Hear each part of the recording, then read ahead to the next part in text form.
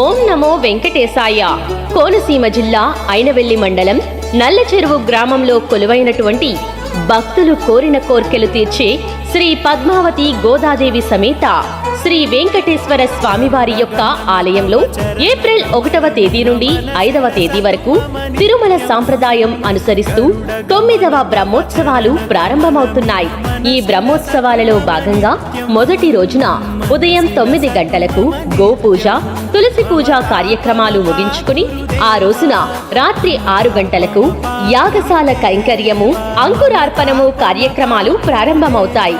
రెండవ రోజు ఉదయం 8:40 ధ్వజారోహణ కార్యక్రమం ప్రారంభమవుతుంది. ఈ ధ్వజారోహణలో గరుత్మంతునికి నివేదించబడిన గరుడ ప్రసాదాన్ని ఎవరు స్వీకరిస్తారో వారికి, సంతానం లేని వారికి సంతానం కలుగుతుందని, అనారోగ్యాలతో బాధపడుతున్న వారికి మంచి ఆరోగ్యం వస్తుందని వేదంలో చెప్పబడి ఉన్నది.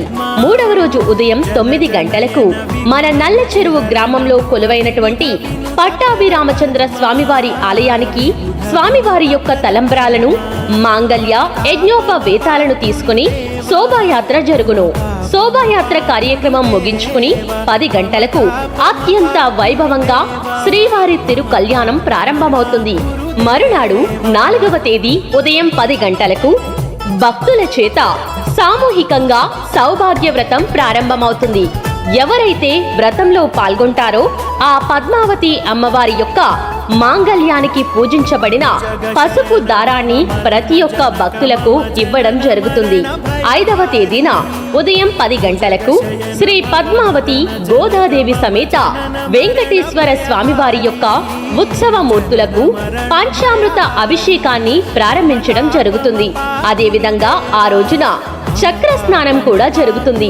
ఆ రోజున రాత్రి 6 గంటలకు ధ్వజ అవరోహణము, మహాపూర్ణాహుతితో ఈ బ్రహ్మోత్సవ కార్యక్రమాలు పూర్తవుతాయి.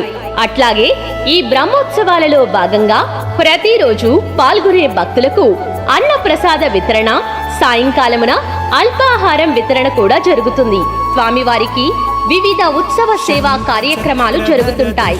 దానిలో భాగంగా స్వామివారికి 2వ రోజు, 3వ రోజు, 4వ రోజు ఈ రోజుల్లో సాయంత్రం 6 గంటలకు ఊంజల్ సేవా కార్యక్రమం, తిరుచి వాహన సేవా కార్యక్రమం జరుగుతుంటాయి.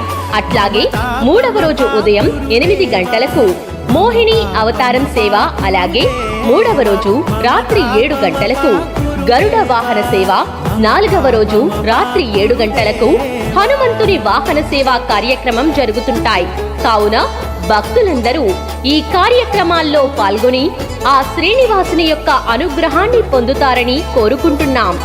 ఓం నమో వెంకటేశాయ. ఇట్లు ఆలయ వ్యవస్థాపకులు గణేశుల వెంకటేశ్వరరావు గారు, కుటుంబ సభ్యులు మరియు ఆలయ అభివృద్ధి కమిటీ మరియు గ్రామ ప్రజలు, నల్లచెరువు.